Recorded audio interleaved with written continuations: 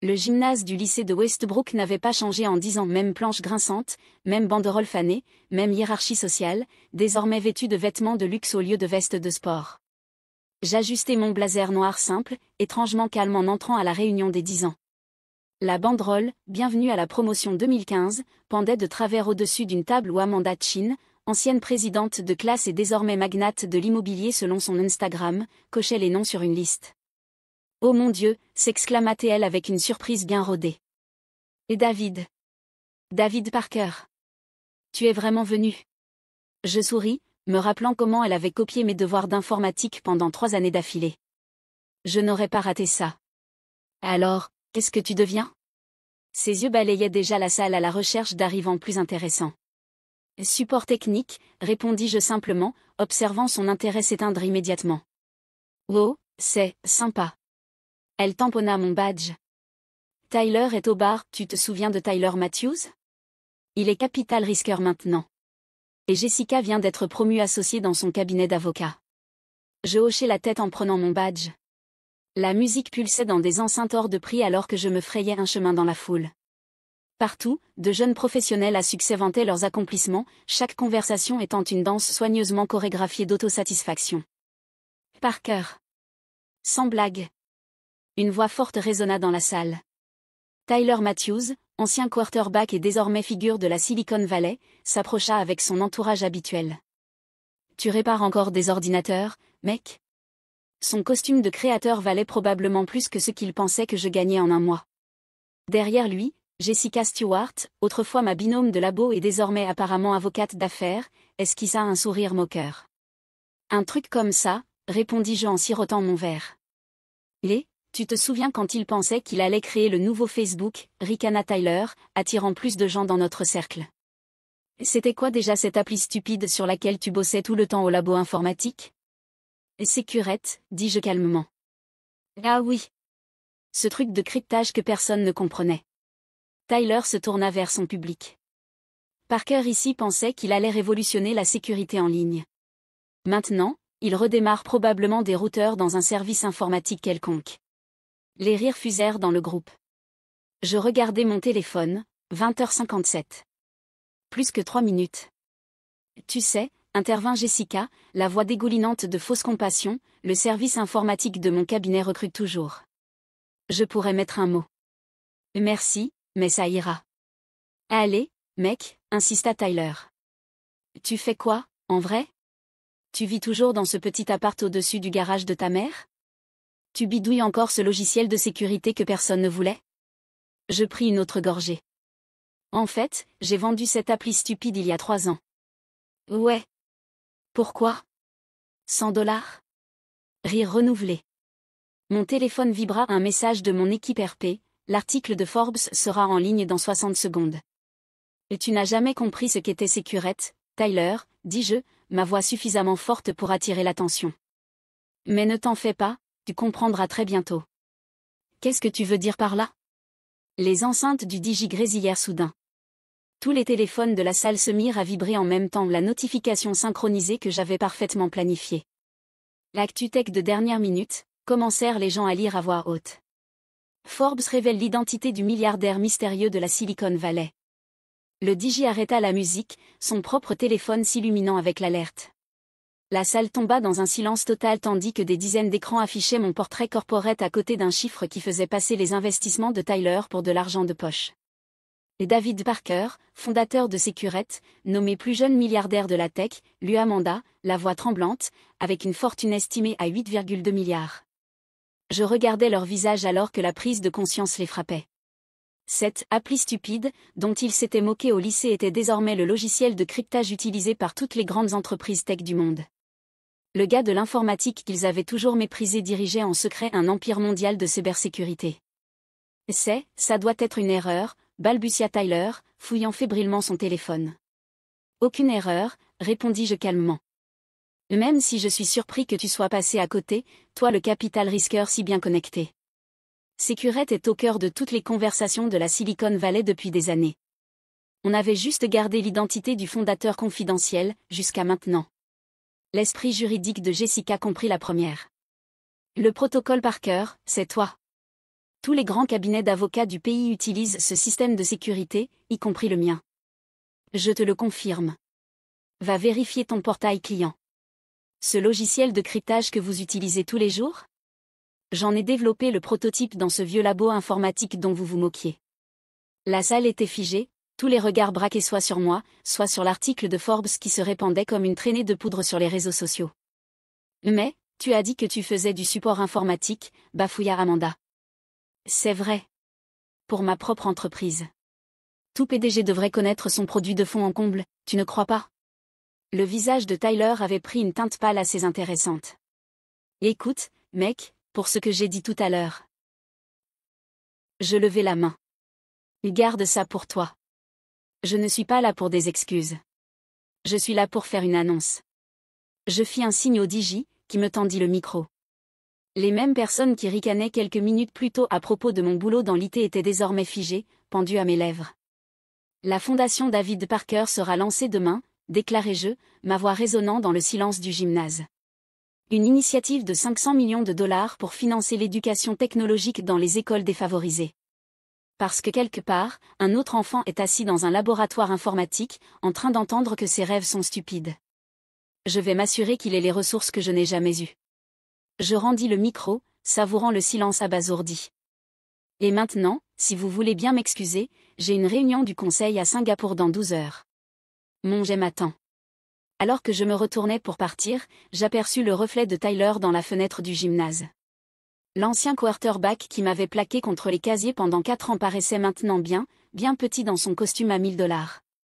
La Tesla élégante garée devant le gymnase attira des murmures tandis que je m'en approchais. Mon chauffeur James, aussi mon tout premier employé et désormais directeur des opérations, m'ouvrit la portière avec un sourire complice. Alors, comment ça s'est passé, monsieur Parker? Exactement comme prévu. Je desserrai ma cravate, repensant à la façon dont nous avions orchestré ce moment. Les bureaux de la Silicon Valley n'avaient rien à voir avec le laboratoire informatique du lycée de Westbrook. Des baies vitrées offraient une vue sur la baie de San Francisco, et des dizaines d'ingénieurs travaillaient sur des systèmes protégeant des transactions à plusieurs milliards. Les offres d'acquisition deviennent agressives, dit James en déposant une pile de dossiers sur mon bureau. Google propose 2 milliards, Facebook est à 2,5, Microsoft vient de monter à 3. Je secouai la tête. On ne vend pas. David, ce sont des chiffres qui assureraient l'avenir de plusieurs générations de ta famille. J'ouvris le dernier algorithme de cryptage sur mes 2 écrans. Il ne s'agit pas d'argent. Securette n'est pas une application parmi d'autres, c'est un changement fondamental dans la manière dont le monde protège ses données numériques. Le conseil veut un visage public, insista James.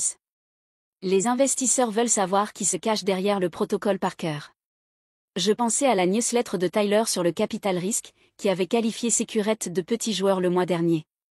Au cabinet de Jessica, qui dépendait désormais de notre logiciel sans en connaître l'auteur. À toutes ces années à être sous-estimé. On sortira de l'ombre, dis-je enfin. Mais pas encore. D'abord, on va construire quelque chose de si grand qu'ils ne pourront plus jamais l'ignorer. Les 3 années suivantes furent un tourbillon d'expansion mondiale, d'acquisitions stratégiques et d'avancées technologiques. Securette passa de la cybersécurité à l'intelligence artificielle, à l'informatique quantique et aux infrastructures numériques. Mon identité resta cachée derrière des sociétés écrans et des trusts privés. Les médias m'appelèrent, le milliardaire invisible de la tech. Les spéculations allaient bon train, mais personne ne soupçonna le gars de l'IT qui postait encore de temps en temps sur LinkedIn à propos de la réparation d'ordinateurs. J'ai acheté une nouvelle maison pour ma mère, mais j'ai gardé mon ancien appartement au-dessus de son garage comme leur. Je conduisais une voiture modeste en public, tout en constituant une collection de supercars dans un garage privé. Je menais une double vie, discret employé du support technique le jour, PDG de l'ombre révolutionnant la cybersécurité la nuit. Monsieur, interrompit James dans mes pensées, votre sœur appelle. J'acceptai l'appel via le système de la voiture. Salut, Sarah. Et David. Tu as vu Twitter? La réunion fait le buzz. Tout le monde parle de la révélation. Sarah avait été la seule à connaître la vérité depuis le début. Elle avait aidé à entretenir ma couverture, comprenant pourquoi j'avais besoin de construire Securette à ma manière. Comment se passe la mise en place de la fondation, demandai-je. Timing parfait avec la sortie de Forbes. On a déjà reçu des propositions de partenariat de toutes les grandes entreprises tech. Même la boîte de capital risque de Tyler a envoyé une offre. Je souris. Celle-là, refuse-la poliment. La voiture entra sur un aérodrome privé où m'attendait mon Gulfstream. Un autre PDG aurait sans doute étalé son succès bien plus tôt, mais j'avais appris la patience dans ce vieux labo informatique du lycée. Mon téléphone vibra, message d'Amanda Chin pour un café, demande de connexion LinkedIn de Tyler, proposition de service du cabinet de Jessica, demande d'interview de médias locaux. Que dois-je faire de tous ces messages, demanda James. Transfère ceux liés au business à l'équipe développement corporate. Les personnels? Qu'ils attendent. L'intérieur de l'avion était un véritable centre de commandement mobile. En plein décollage, les écrans affichaient les opérations mondiales de Securette, centre de données à Singapour, laboratoire de recherche à Tel Aviv, équipe de cybersécurité à Londres. L'annonce de la fondation attire énormément d'attention, rapporta Sarah via appel vidéo. Les écoles postulent déjà pour les subventions. Parfait. Commence avec Westbrook High, rénovation complète du labo informatique, bootcamp de programmation, programme de cybersécurité. Tu deviens sentimental? Je pensais aux futurs élèves assis là où j'avais été assis, rêvant en grand pendant que les autres doutaient d'eux. Disons que j'investis dans le potentiel. Les heures suivantes furent remplies de réunions de direction, de planification stratégique et de logistique pour la fondation. Nous ne révolutionnions pas seulement la technologie, mais aussi l'accès à l'opportunité. Une alerte info attira mon attention. La société de capital risque de Tyler Matthews victime d'une faille de sécurité. Je me permis un petit sourire. Ils avaient ignoré nos avertissements sur leurs systèmes obsolètes pendant des mois. On les aide, demanda James. Envoie-leur notre contrat standard. Tarifs habituels. Aucun traitement de faveur. Un autre message s'afficha, de mon ancien professeur d'informatique, M. Bennett. J'ai toujours su que Securette changerait le monde. Fier de toi, David. Il avait été le seul à soutenir ma « stupide appli » à l'époque. La première bourse de la fondation porterait son nom. Pendant que nous traversions le Pacifique, je relus la mission de la fondation. Donner les moyens à la prochaine génération d'innovateurs technologiques, car chaque grande idée mérite une chance de changer le monde. La réunion n'avait pas été qu'une révélation, c'était une déclaration sur les opportunités, sur la manière dont on juge le potentiel, sur la puissance de la détermination silencieuse face aux moqueries bruyantes. Mon téléphone vibra de nouveau, troisième tentative d'appel de Tyler. Qu'ils attendent, pensai-je. Certaines leçons prennent du temps à s'ancrer. La skyline de Singapour scintillait à travers les fenêtres de la salle de réunion alors que je terminais notre réunion d'expansion Asie-Pacifique. En 48 heures depuis la réunion, l'action Securette avait bondi de 15%, et le ## Parker Protocol était toujours en tendance mondiale. Monsieur Parker, m'interrompit mon assistante, le directeur du lycée de Westbrook est en ligne 1, et Tyler Matthews est arrivé dans nos bureaux de Palo Alto pour la 3e fois aujourd'hui. Je vérifiai l'heure, 3 heures du matin en Californie. La persistance de Tyler était presque admirable. Passez-moi le directeur. Je me rendis dans mon bureau privé, les souvenirs du lycée m'envahissant. Monsieur Parker, dit la voix tremblante du principal Martinez, je ne peux pas assez vous remercier pour la subvention de la fondation. Mais je dois vous demander, pourquoi commencer par nous? Je regardais le morceau de code encadré sur mon mur, l'algorithme original de Securette, écrit sur un ordinateur portable emprunté dans le labo informatique de Westbrook. Parce que tout le monde mérite une chance de prouver à ses détracteurs qu'ils ont tort, répondis-je. La rénovation du labo commence la semaine prochaine. Après avoir raccroché, j'ouvris mon ordinateur pour voir les images de sécurité de nos bureaux à Palo Alto. Tyler était assis dans le hall, son costume froissé, tenant nerveusement une pochette de présentation. « On le fait attendre encore un peu ?» demanda James. « Non. Faites-le accompagner jusqu'à la salle de visioconférence. » Quelques minutes plus tard, le visage de Tyler apparut sur mon écran. Le sourire confiant de la réunion avait disparu, remplacé par une détermination désespérée. « David, Monsieur Parker, balbutia-t-il. Merci de m'avoir enfin reçu. Il est 3 heures du matin ici, Tyler. Tu ne dors jamais? Et écoute, à propos de la réunion et du lycée, j'étais jeune et stupide. Tu es là pour la faille de sécurité, l'interrompis-je. Les clients de ta firme menacent de partir parce que vous avez ignoré nos recommandations système. Il s'effondra sur sa chaise. On ne peut pas se permettre vos tarifs entreprises, mais si vous envisagiez un partenariat, ou peut-être une opportunité d'investissement. Tu veux dire un sauvetage? Notre société a un grand potentiel. Comme Sécurette avait du potentiel? Je sortis ses anciens emails. Voyons voir, tu avais qualifié notre première présentation de travail d'amateur et notre valorisation de délirante. Le visage de Tyler vira au rouge. Je ne savais pas. C'est bien ça, le problème. Tu n'as jamais pris la peine de regarder au-delà des apparences. Je fermai son dossier. Notre contrat standard est dans ta boîte mail. Tarifs normaux, aucune remise. À toi de choisir. Après avoir mis fin à l'appel, je me tournai vers les vraies priorités du jour. La première initiative de la Fondation lançait un bootcamp de programmation à l'échelle nationale pour les élèves défavorisés. Mon téléphone vibra un message de Sarah. « Tu dois voir ça. » Elle m'avait envoyé un lien vers une publication LinkedIn de Jessica. Une leçon d'humilité et d'innovation, une longue excuse déguisée en réflexion d'entreprise sur le fait d'avoir mal jugé le potentiel. C'est viral dans les cercles juridiques, ajouta Sarah. Tous les cabinets qui avaient rejeté les premiers brevets de Sécurette cherchent maintenant à sauver la face. Je basculai sur un reportage local du lycée de Westbrook. Les élèves s'étaient rassemblés autour de l'ancien labo informatique, enthousiasmés par la transformation imminente. Parmi eux, je repérai une fille portant un sweat usé, serrant un ordinateur portable rafistolé avec du ruban adhésif. Découvre son histoire, envoyai-je à Sarah. Assure-toi qu'elle reçoive tout ce dont elle a besoin. La journée continua entre réunions mondiales, planification de la fondation et décisions stratégiques. Sécurette s'apprêtait à lancer une technologie de cryptage quantique qui ferait paraître nos anciennes innovations rudimentaires. Aux alentours de minuit, heure de Singapour, un email arriva d'Amanda Chin. Et David, cela fait 2 jours que j'essaie d'écrire ce message. L'empire immobilier dont je me vantais? 3 appartements en location avec des hypothèques sous l'eau. Le succès que tout le monde croit que j'ai? De la poudre aux yeux. Je sais que je ne mérite aucune faveur, mais accepterais-tu une rencontre? Pas pour parler affaires ni argent, juste pour comprendre comment tu es resté fidèle à ta vision pendant que nous faisions semblant d'être ce que nous n'étions pas. Son honnêteté était inattendue. Je transférerai l'email à Sarah. Donne-lui un rôle consultatif à la fondation. Parfois, les meilleurs mentors sont ceux qui ont appris à la dure. La semaine suivante apporta une vague de changements. La société de Tyler signa notre contrat, humilié mais protégé.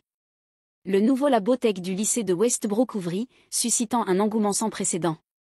La fondation annonça des partenariats avec 500 écoles à travers le pays. Le lancement de notre cryptage quantique révolutionna une fois de plus la sécurité numérique. Mais le moment le plus marquant survint lors d'une séance de mentorat virtuel avec des lycéens.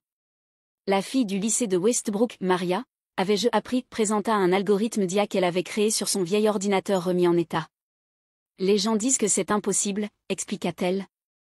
Mais Monsieur Parker a prouvé que impossible veut juste dire qu'on ne cherche pas assez.